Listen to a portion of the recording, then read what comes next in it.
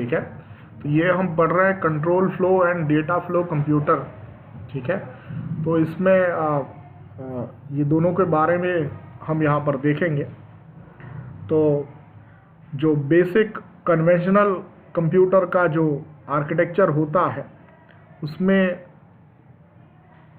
CPU, memory और input output device ये होता है, ठीक है। और ये जो आर्किटेक्चर है इसे जॉन वैन न्यूमन के द्वारा 1940 के मध्य में दिया गया था और इसीलिए इस आर्किटेक्चर को वैन न्यूमन आर्किटेक्चर कहा जाता है, ठीक है। The program is stored in the memory. इस आर्किटेक्चर में प्रोग्राम मेमोरी में स्टोर होता है। The CPU fetches one instruction from the memory at a time and execute it. इस आर्किटेक्चर में सीपीयू एक समय में एक इंस्ट्रक्शन मेमोरी से फैच करता है और उसे एग्जीक्यूट करता है। Thus, the instructions are executed sequentially, which is inherently slow process, ठीक है। तो यहाँ पर बताया जा रहा है कि एक एक जो इंस्ट्रक्शन होता है उसे एक एक करके एग्जीक्यूट किया जाता है, तो ये बहुत ही स्लो प्रोसेस हो जाता है, ठीक है। Newman machines are called control flow computers because instructions are executed sequentially as controlled by program counter, ठीक है। तो यहाँ तक समझ में आया आप लोगों को? Hello, yes sir. आ रहा है समझ में? लिख पा रहे हैं? Yes sir. ये मैं कोशिश करूंगा ये आज ही भेज दूं आपको, है ना, लेकिन लिख लेते तो भी अच्छी बात है। तो ये क्या है यहाँ पे बताया जा रहा है। तो बेसिक जो कंप्यूटर होता है उसमें जो कन्वेंशनल कंप्यूटर होता है उस आर्किटेक्चर में सीपीयू का एक कंप्यूटर में सीपीयू, मेमोरी और इनपुट आउटपुट डिवाइस होता है। यह आर्किटेक्चर जो है वैन न्यूमन के द्वारा 1940 के मध्य में दिया गया था और इसीलिए इसे वैन न्यूमन आर्किटेक्चर कहा जाता है।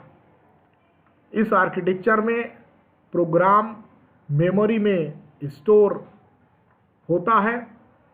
सीपीयू एक समय में एक इंस्ट्रक्शन मेमोरी से फैच करता है और उसे एग्जीक्यूट करता है। इसमें इंस्ट्रक्शन सीक्वेंशियली एग्जीक्यूट होते हैं और इसीलिए ये बहुत स्लो प्रोसेस होता है।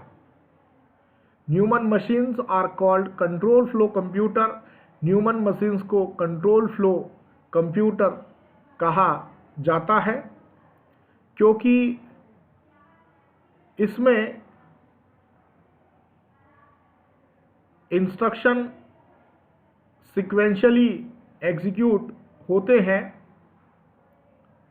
जो कि प्रोग्राम काउंटर के द्वारा कंट्रोल किए जाते हैं। The speed of sequential machine is limited by the speed at which the CPU fetches instruction and data from memory and speed at which CPU executes instruction। तो इस तरह के आर्किटेक्चर में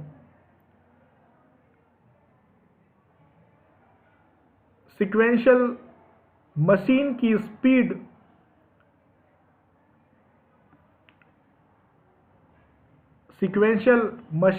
की स्पीड लिमिटेड होती है जो कि उसकी स्पीड इतनी होती है जिस स्पीड से सीपीयू इंस्ट्रक्शन और डेटा को मेमोरी से फैच करता है,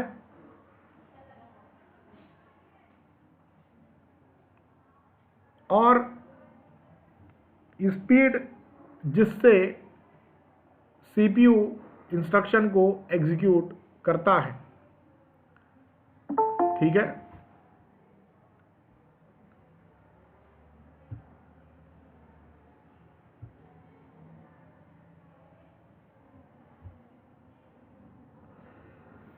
to increase the speed of data processing, parallel computers have been developed in which several CPU are connected in the parallel to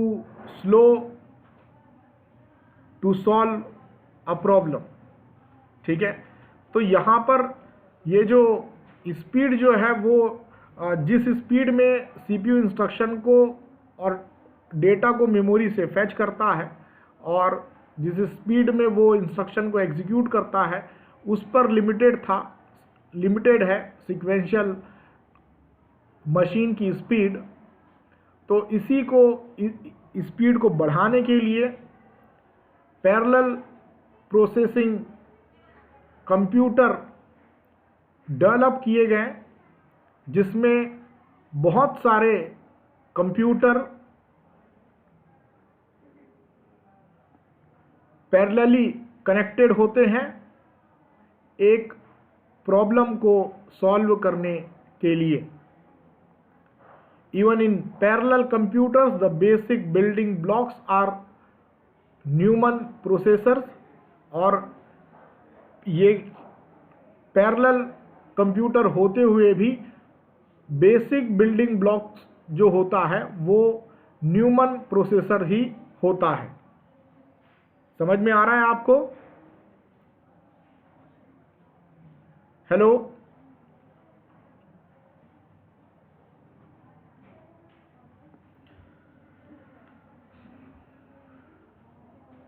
मेरी आवाज आ रही है? Yes sir. मैंने पूछा समझ में आ रहा है तो आपको रिस्पॉन्स करना है ना भाई, है ना?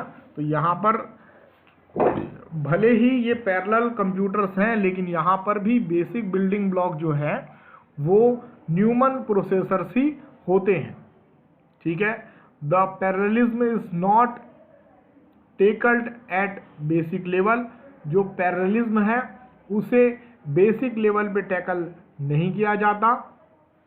The entire burden of solving a problem using parallel processing rest on the programming technique. तो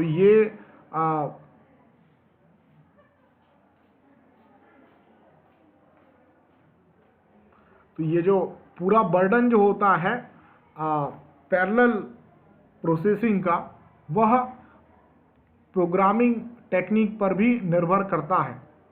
ठीक है, अब ये जो हमने पढ़ा ये था कंट्रोल फ्लो के बारे में। अभी हम नेक्स्ट आ रहे हैं डेटा फ्लो डिज़ाइन अप्रोच की तरफ, डेटा फ्लो कंप्यूटर की तरफ बढ़ रहे हैं। ठीक है, तो यहाँ से आप पैराग्राफ चाहें तो बदल सकते हैं या अलग से लिख सकते हैं कि कंट्रोल डेटा फ्लो कंप्यूटर। ठीक है, तो data flow design approach treats the issue of parallelism at fundamental level. तो वहाँ पर जो था ये जो हमने कंट्रोल फ्लो देखा, कंट्रोल फ्लो कंप्यूटर्स में जो होता है वो बेसिक लेवल पे पैरेललिज्म को हैंडल नहीं किया जाता। ये प्रोग्रामिंग टेक्निक का इस्तेमाल करके इसको हैंडल किया जाता है। लेकिन डेटा फ्लो डिज़ाइन में पैरेललिज्म को फंडामेंटल लेवल पर ट्रीट किया जाता है। ठीक है, in data flow approach an instruction is executed whenever it is required operand become available. तो ये डेटा फ्लो अप्रोच में इंस्ट्रक्शन को तब एग्जीक्यूट किया जाता है जब ऑपरेंड्स अवेलेबल हो जाते हैं। ठीक है। No programs counter is needed in the data flow computer. यहाँ पर प्रोग्राम काउंटर की आवश्यकता नहीं होती। ये प्रोग्राम काउंटर शब्द जो है, आप जब मैंने आपको रजिस्टर पढ़ाया था उस समय मैंने बताया था, फिर से मैं बताता हूँ। प्रोग्राम काउंटर जो होता है एक रजिस्टर होता है जो उस इंस्ट्रक्शन को स्टोर करके रखता है जिसे एग्जीक्यूट किया जाना है। ठीक है। तो डेटा फ्लो में को प्रोग्राम काउंटर की आवश्यकता नहीं होती। Operations are carried out asynchronously as soon as operands required for operation become available। तो ऑपरेशंस asynchronously एग्जीक्यूट कराए जाते हैं जैसे ही उस ऑपरेशन के लिए आवश्यक ऑपरेंड उपलब्ध हो जाते हैं। ठीक है।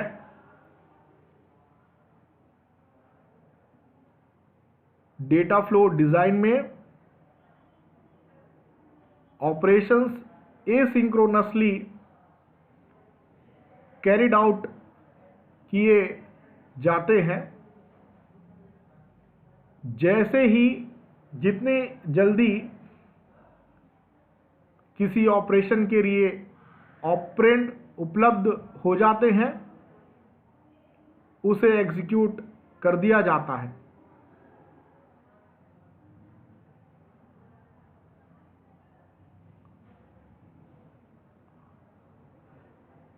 The fetch decode unit of processor fetches 20 to 30 instruction in advance. तो यहाँ पर जो प्रोसेसर होता है, the fetch and decode unit, processor का जो फैच और डिकोड यूनिट 20 से 30 इंस्ट्रक्शन को एडवांस में फैच करके रखता है। The instruction are decoded and their opcode are kept in an instruction pool।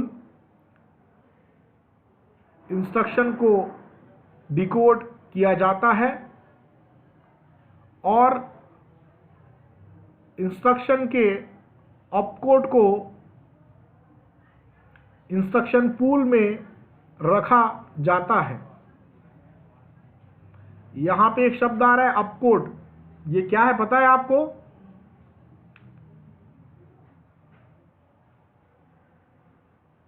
No sir. ये ऑपकोड ऑपरेशन की तरह है, ऑपरेटर की तरह है। ठीक है। जैसे हम लिखे a प्लस बी या ऐड ए बी, तो ऐड जो है ऑपकोड हुआ, मतलब उस पर क्या ऑपरेशन परफॉर्म करना है उसी चीज को ऑपकोड कहा जाता है। ठीक है। तो यहां पर आप देख रहे हैं तो जो फैच और डिकोड यूनिट होता है, प्रोसेसर का फैच और डिकोड यूनिट 20 से 30 इंस्ट्रक्शन एडवांस में फैच करके रखता है और इंस्ट्रक्शन को डिकोड किया जाता है और उसके अपकोड को इंस्ट्रक्शन पूल में रखा जाता है। The dispatch execute unit of processor checks the opcode of an instruction in the instruction pool. तो प्रोसेसर का डिस्पैच और एग्जीक्यूट यूनिट इंस्ट्रक्शन पूल के इंस्ट्रक्शन के अपकोड को चेक करता है and examine whether its data are available for execution. और यह एग्जामिन करता है, यह चेक करता है, यह एग्जामिन करता है कि क्या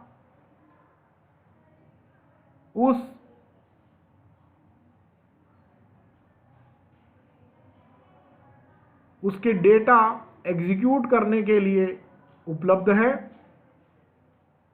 if data are available the instruction is executed. और यदि डेटा अवेलेबल होते हैं तो इंस्ट्रक्शन को एग्जीक्यूट कर दिया जाता है।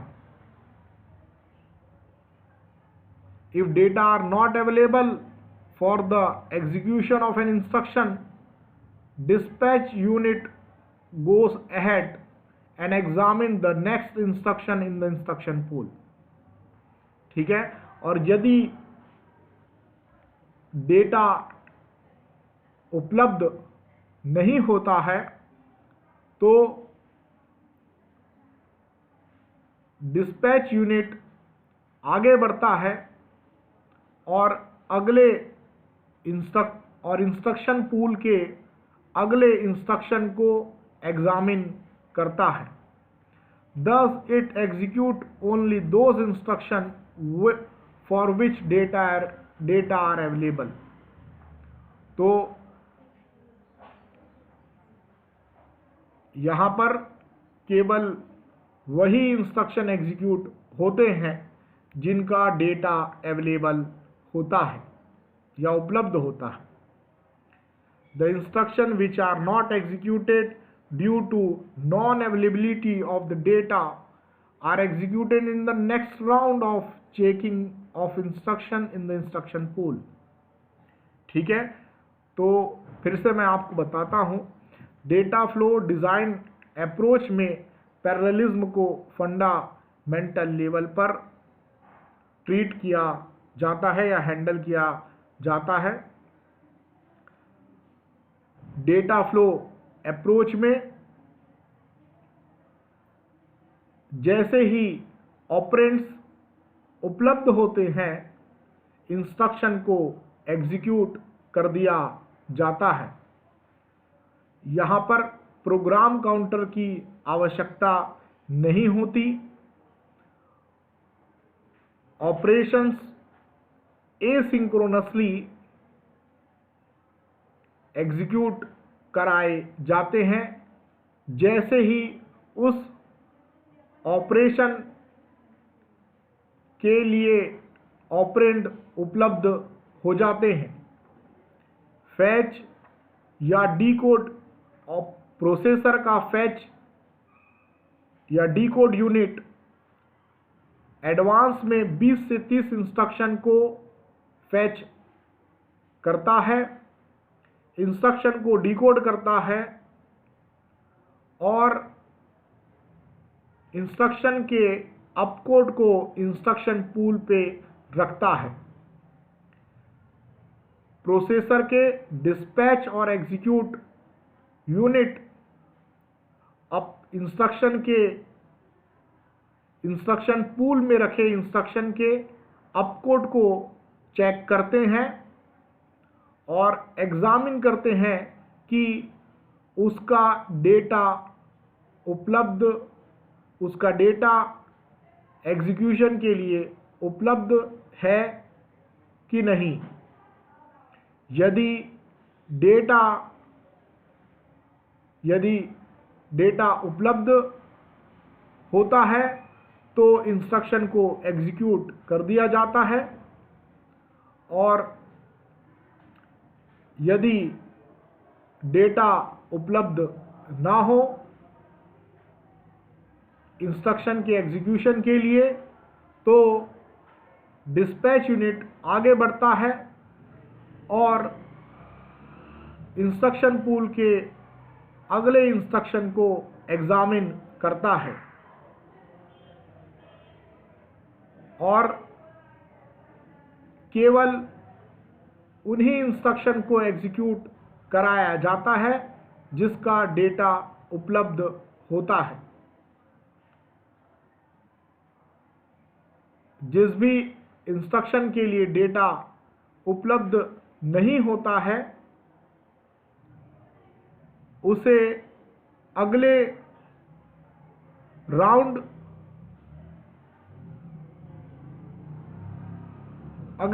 के लिए छोड़ दिया जाता है. Whenever data becomes available, remaining instruction are executed. जब भी डेटा उपलब्ध होगा बचे हुए इंस्ट्रक्शन को एग्जीक्यूट करा दिया जाता है. Thus, it is seen that the processor does not wait when data are available for some instruction। तो यहाँ पर हम देख सकते हैं कि प्रोसेसर वेट नहीं करता जैसे ही डेटा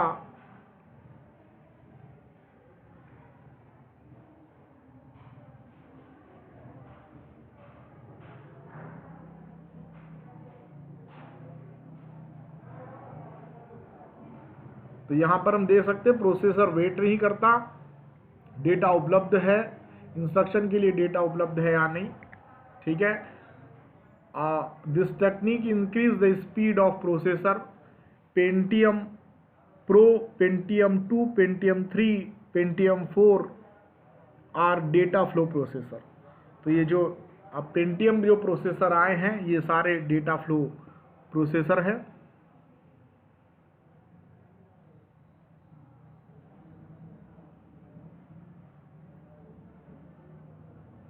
समझ में आ गया ये?